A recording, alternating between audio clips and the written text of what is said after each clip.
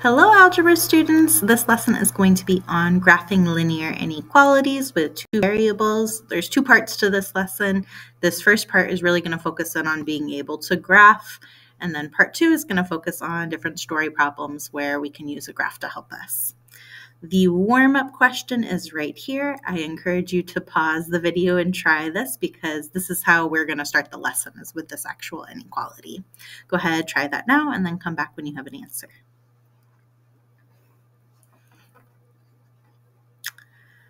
The question asks us to decide if each of these values in the coordinates are a solution. And we can check to see if something is a solution the same way for equations with one variable, equations with two variables, inequalities with one variable. We do this with substitution.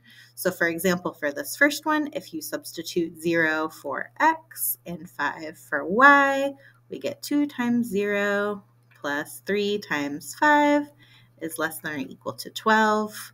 That would be 0 plus 15 is less than or equal to 12. And 15 is less than or equal to 12. If I look at that, 15 is not less than or equal to 12, so this would not be a solution. You could do that substitution for all of these other ones. This first one would be a solution. When you substitute, you would have 10 is less than or equal to 12, which is true. The second one, if you substituted, would also be a solution. You would have negative 5 is less than or equal to 12, which is true.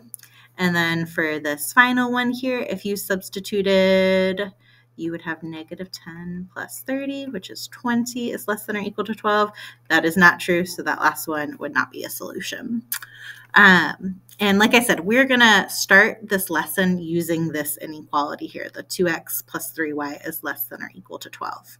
Our goal for this lesson is to talk about how to use graphs to represent solutions to inequalities in two variables.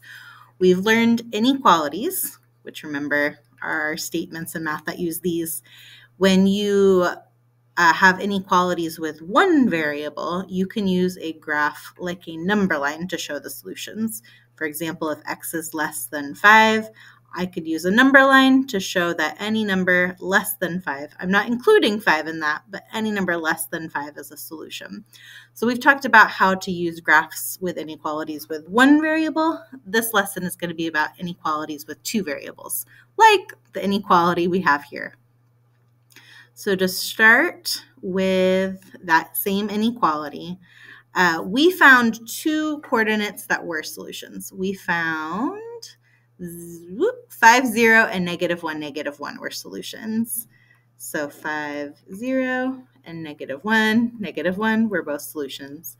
And we found that 0, 5, and negative 5, 10 are not solutions. 0, 5, and negative 5, 10 are not solutions.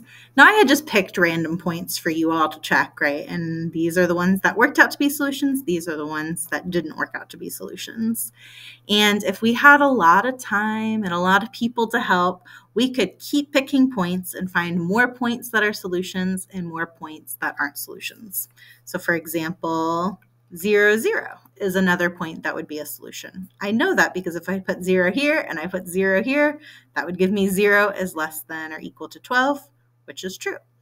And we could keep doing this to find more points that aren't solutions. For example, 10, 10 is not a solution. I know 10, 10 is not a solution because if I substitute 10 and 10, that would give me 20 plus 30. That would give me 50 is less than or equal to 12, and that's not true. So that would not be a solution. And we could keep doing this again and again and again to find a whole bunch of points that are solutions and a whole bunch of points that aren't. I've gone ahead and done that for us. And when you do that, you get a graph that looks like this. Let me move my face a little bit. I'll put it over here. You get this graph, and on this graph, all those blue circles are solutions, and all of those yellow X's are not solutions. So for example, we set up here 5, 0 is a solution. On the graph, I could put another blue circle here at 5, 0, right here with all those other ones. And we also said that, well, my face is just going to be in the way no matter what. One moment. I fixed it. We had also said the point 10, 10 is not a solution. So 10, 10, I can put another yellow X here showing that that's not a solution. And if you keep doing this, there's something you can notice about all of these points that we're putting on our graph. Do you notice anything about the location of the solutions, the location of the not solutions? Pause it if you need to and see if you can come up with some observations.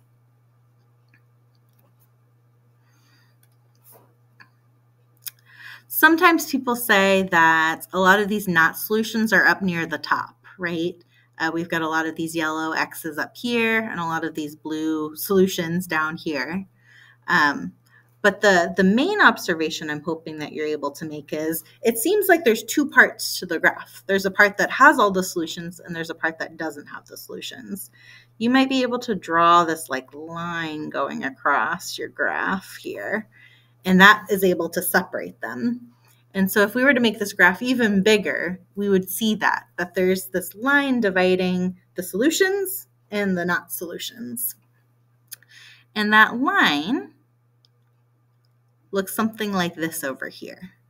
So this is the graph we were looking at, and there's this nice line. We call it a boundary line that you can use to divide your solutions and your not solutions.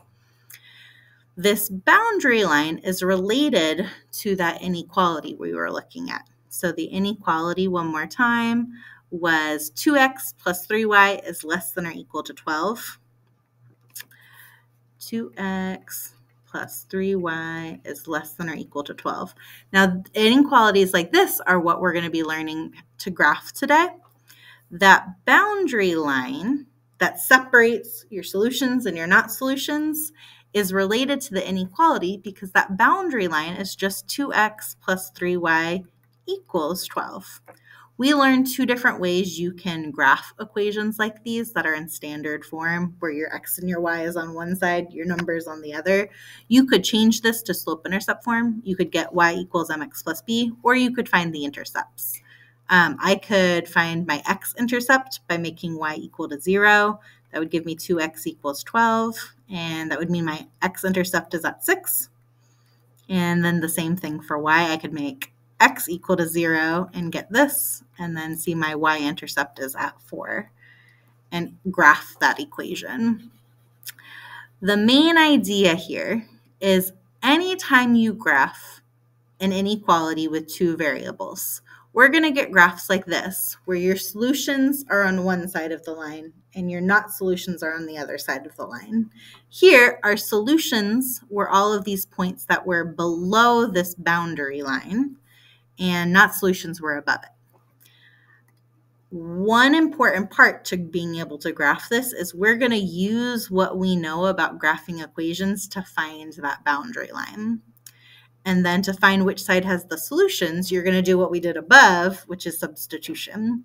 You could substitute any point down here at the bottom, so 0, 0, for example, and we saw that 0, 0 would be a solution. That means any point on this side of the line, not just these blue ones over here, but any point over here is also a solution. Now, we want a way to show that all the solutions are on this side of the graph. And the way we can do that is similar to what you did on a number line. When we talked about showing the solutions on a number line, remember that example about x is less than 5? To show where the solutions are, we shaded. We colored all the numbers that were less than 5. We're going to do the same thing here. To show where those solutions are, we are going to shade our graph. We are going to shade the side of the line, the side of the graph that has all the solutions. So we've been talking a lot about how all these points down here are solutions. I can show that on my graph by literally coloring this side of the graph. And I want to color everything on that side of the graph. Sometimes people only do like maybe one part of it. We're coloring everything below the line. That way, when I look at a graph like this, I know that's the side of the graph that has the solutions, and the part that's not colored doesn't have the solutions. So this is the first part of this lesson, this idea that graphing inequalities is going to be similar to graphing equations. You can use all of the stuff you've learned so far about graphing equations. You can use slope-intercept form with y equals mx plus b, or you can use your x and your y intercepts to find this line, that separates your solutions and your not solutions. And we said we call that line our boundary line. The other part that we've learned so far is that there's a lot of solutions to these, and you can show all those solutions by coloring part of your graph. We find where the solutions are with substitution, and then we can shade them in. So a summary of this first part is here on the screen. If you're taking notes, which of course you are because you're wonderful students, these are some of the things I would want to make sure I have in my notes. This idea that when we graph inequalities, the graph has those two sections, the solutions, the not solutions. That boundary line is the related equation. So for example, if I wanted to graph y is greater than 2x plus 3, I could use what I know about graphing y equals 2x plus 3 to find that boundary line. And then to see which side has the solution points, we're doing substitution. The same substitution you did on the warm-up. And then once we know where the solutions are, we are going to shade. That's where we color part of the graph. There's one final part to knowing how to graph these inequalities. And it's, again, I can relate it to something we learned about when we were graphing on a number line. And so to show you the final part, I want to compare these two inequalities. One of these graphs down here is the graph of x is greater than or equal to y. And one of these graphs is the graph of x is greater than y. And I'm curious if you can figure out which one of these goes with each inequality. Pause the video now, see if you can figure out what the difference would be, and then come back to get the answer.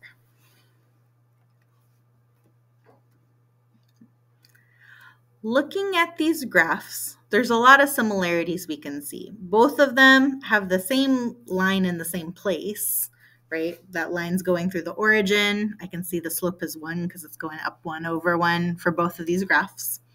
I can also see that the shading is in the same place for both of them. Both of them have the part below the line shaded in. And that makes sense. If I pick any point in the shaded area, like the point 42, it's a solution for both of them. 4 for x, 2 for y, 4 for x, 2 for y. Both of those statements are true. And I pick any point in the shaded area, and it's going to give me something like 4 is greater than 2, something that's true. The difference between these two graphs have to do with the lines themselves.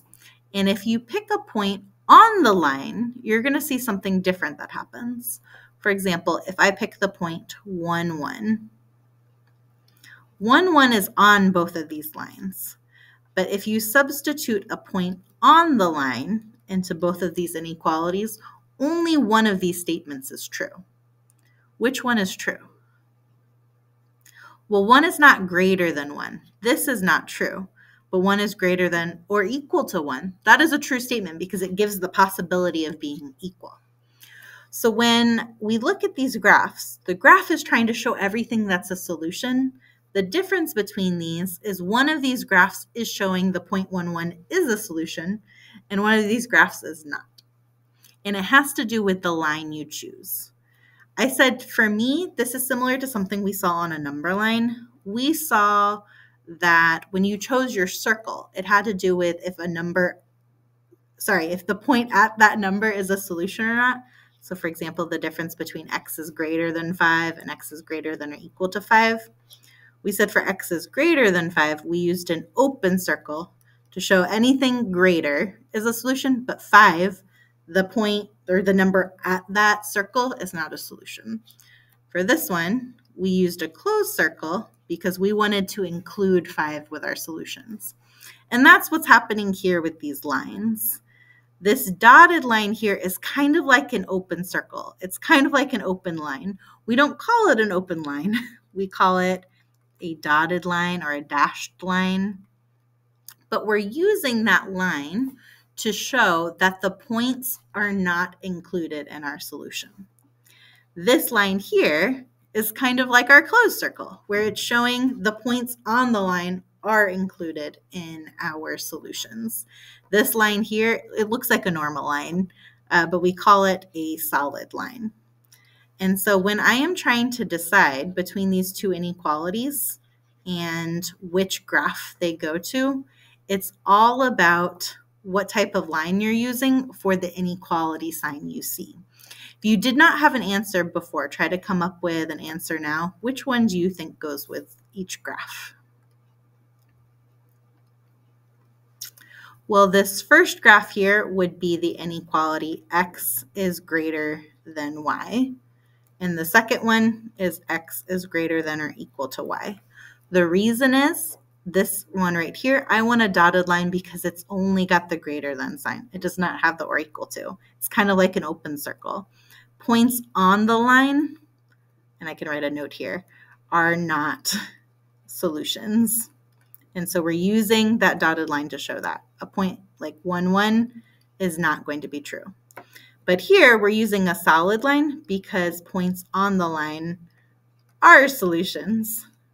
So that same point, a 1, 1, would be a solution for this inequality.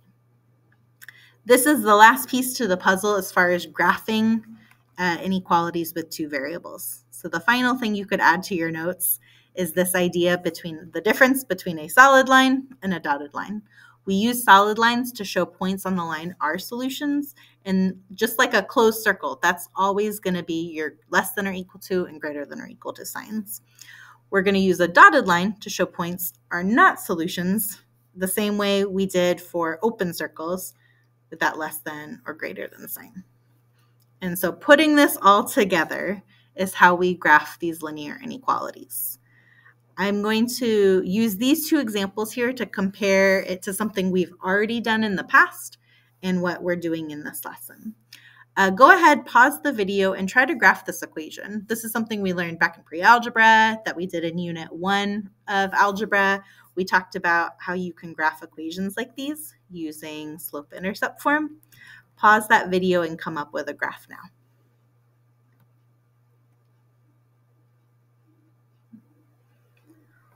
When we talked about slope-intercept form, we talked about you start with b, which is your y-intercept. So here my y-intercept is at -2.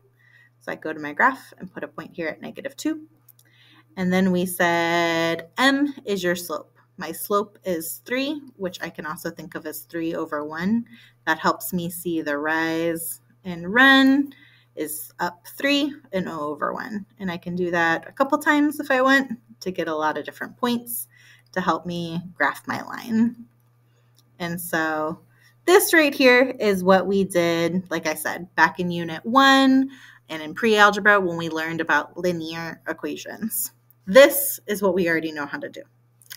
The new part today is, what does this look like if instead of an equal sign, instead of an equation, it's an inequality, like greater than. And the part I want you to see is it's all the same things. So if I needed to graph this inequality, use what you know about equations, because the first thing I need is that boundary line. I need the line that separates my solutions and not solutions. So here, to find where the boundary line is, I would start with my y-intercept is at -2. My slope is still 3, and so I'm still using rise and run to help me with that, to see I'm going up 3 over 1. All of this is the same as before. The difference is those two extra pieces we said. If you're graphing a linear inequality, your graph is going to look something like this. There's going to be some shading, and we have to think about what line we want to use.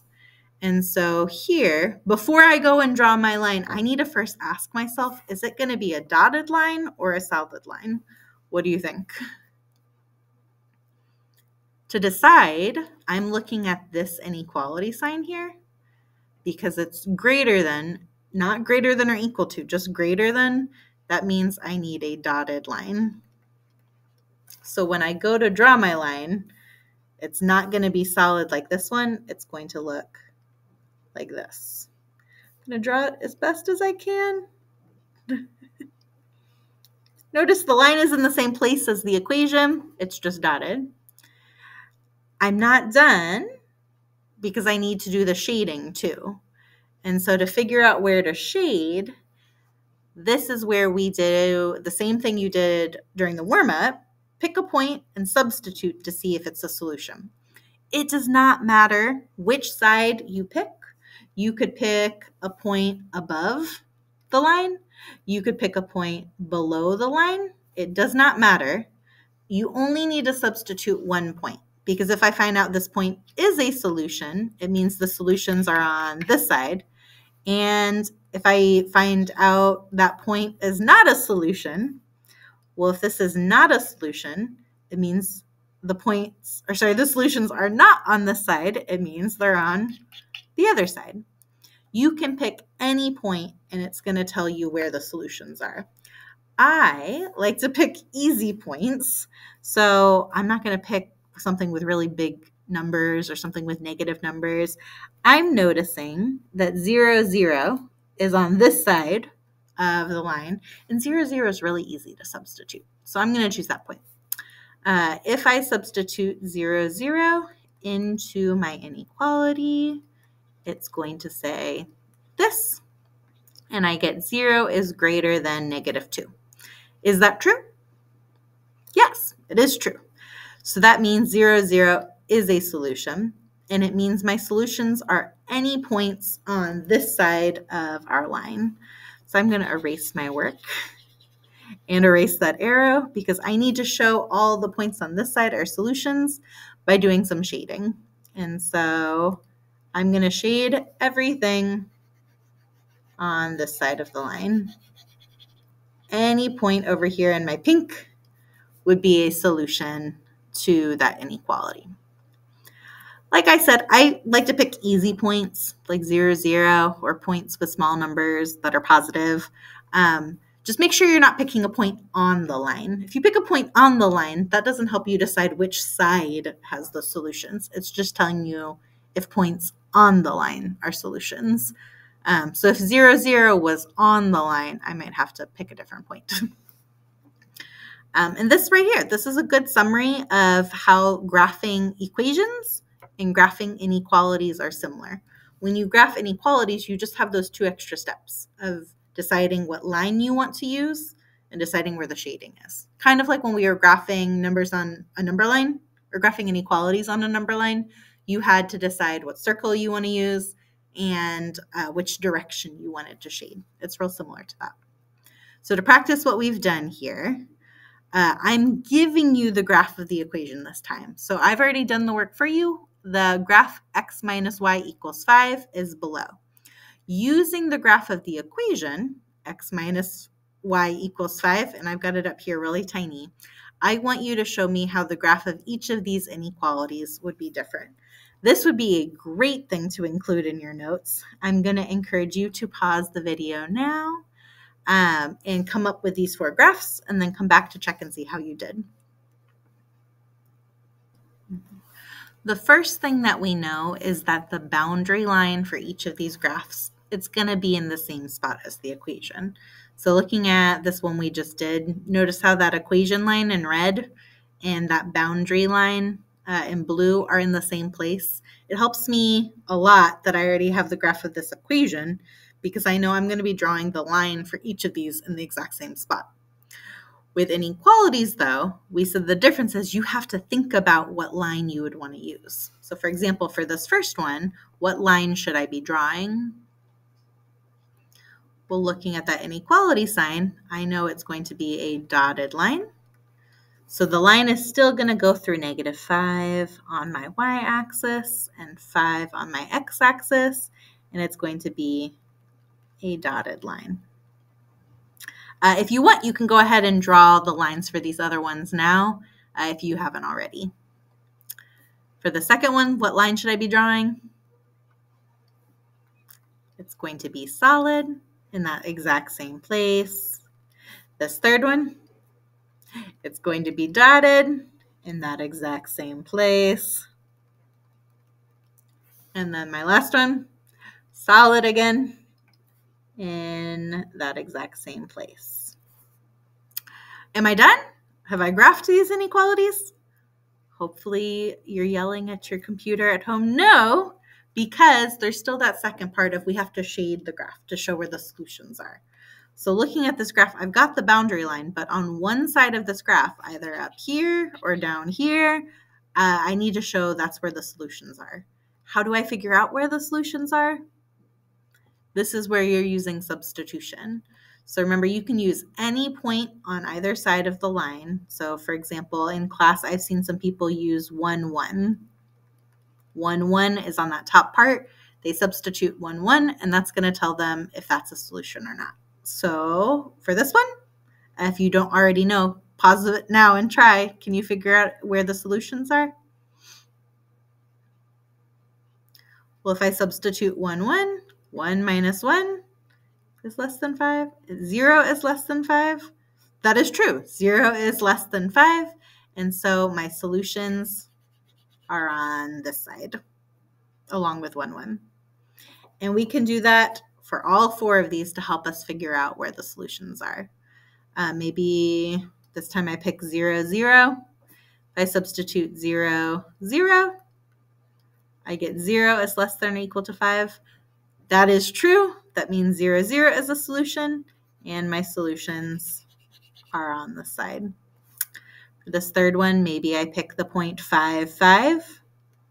That's on this top side. 5, 5. If I substitute it in, 5 minus 5 is greater than 5. 5 minus 5 is 0, so I get 0 is greater than 5. 0 is not greater than 5. So that means 5, 5 is not a solution. Where are my solutions then? Well, they're not up here, so they must be down here. That is enough for me to know they're down here. Some people like to substitute again just to confirm that they're down there, and you can do that if you want. So maybe I double check with the 0.5, negative 5. 5, negative 5 is down here. If I substitute 5, negative 5, 5 for x minus negative 5, be careful with those negatives. That's 5 plus 5. 5 plus 5 is 10. 10 is greater than 5. Okay, yep, that's where my solutions are. And similarly, your solutions are going to be down here as well for this last graph. I like what we have on the screen right now because I think it's a really good summary of how these are all so similar. It's just a matter of making sure you're choosing the correct line and the correct shading. So for the final problem of this video, this is the cool down lesson, or sorry, the cool down problem. There's 3 questions on the screen. Go ahead and pause the video to try these 3 now to see how you're doing with this topic, and then come back and check in to see how you did.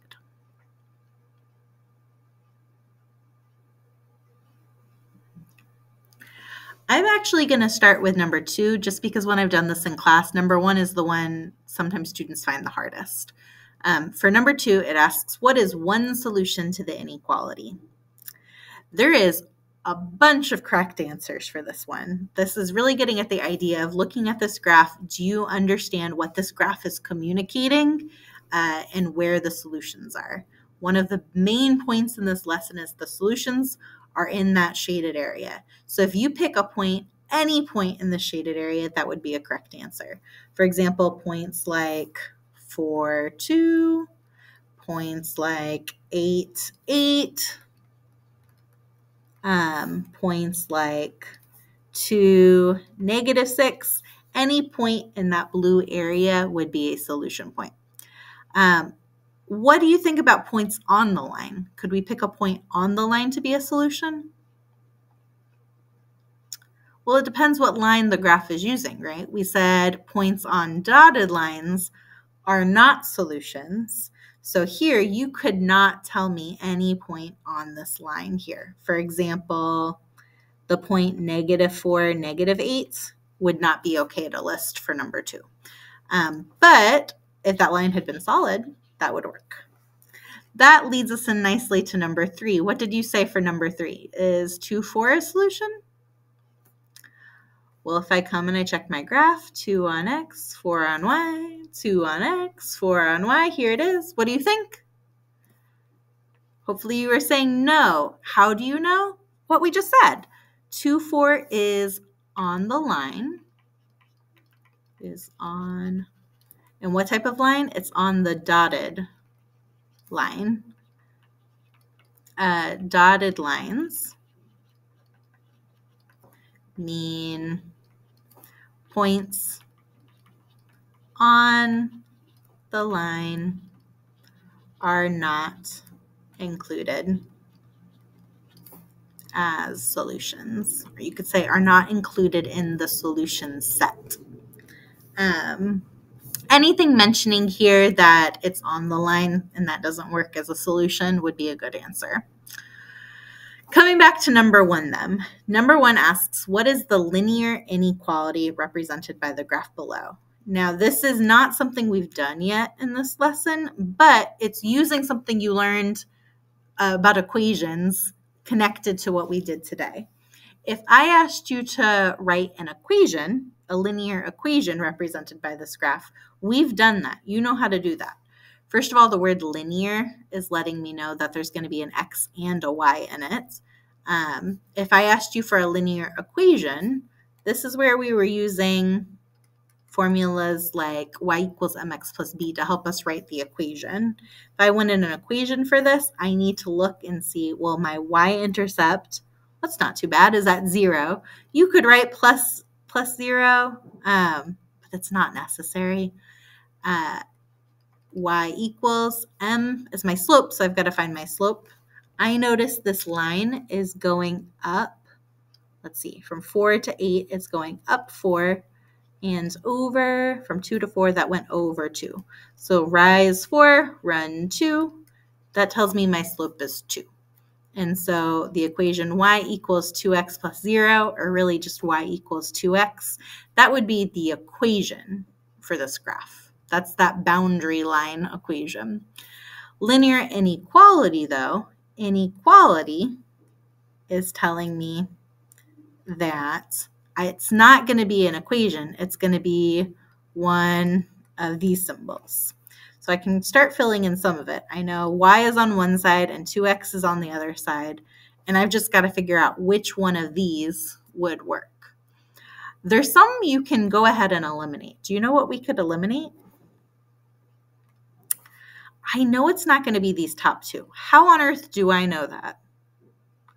I know that because it's a dotted line. If it were a greater than or equal to or a less than or equal to sign, I'd be seeing a solid line here. So I know it's either y is greater than 2x or y is less than 2x.